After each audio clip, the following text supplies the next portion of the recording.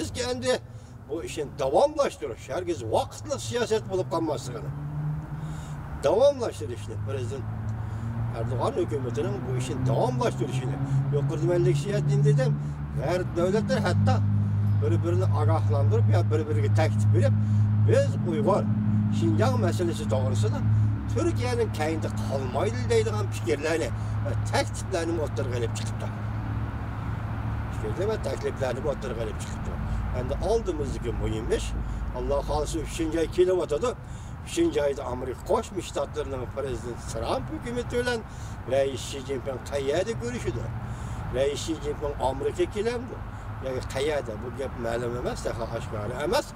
Eğer buna iki devlet otorisidir ki, şundak bir çoğun kilişim ve çoğun şartnamaya imza koyduğun bolsa, bunun iktisadi tarifi o bulup, siyaset tarifi bu bulduğun bolsa, hatta bu mesele ahiri Cumhuriyeti Şinjan meselesini yani Müstemlik Uyguristan bir meselesini kandak hal kılış bilen oturga çıkıdığan bolsa, Tibet meselesi oturga çıkıdığan bolsa, yani bu bize de kemmigen. Biz perez ve kıyas kılıvatımız iki devlet oturuşki münasebet çok o moşunun barlığı davatımız. Çünkü silah işinin laki bir yerde Cumhur'a başka hiç kaltak muamele kılmağandı mı Amerika Koşmuş Ştatları Cumhur hükümeti imza koygan bir kanun var. Birleşken Devletler Teşkilatı'nın kanunu. Şunun özü imza koydu. Amerika Koşmuş Ştatları şunu tutuverip bana kaçan icra kılırsan desin ama başkanı koyup durayla icra kılırsan desin bu intihai zor iş.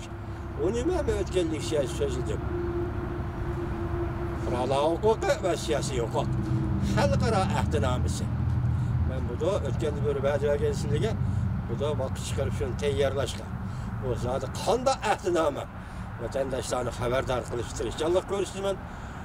Bugün bir obdan sözleymen degen tim hazırlayıp tuhaf gittim. Geçirin vatandaşlar.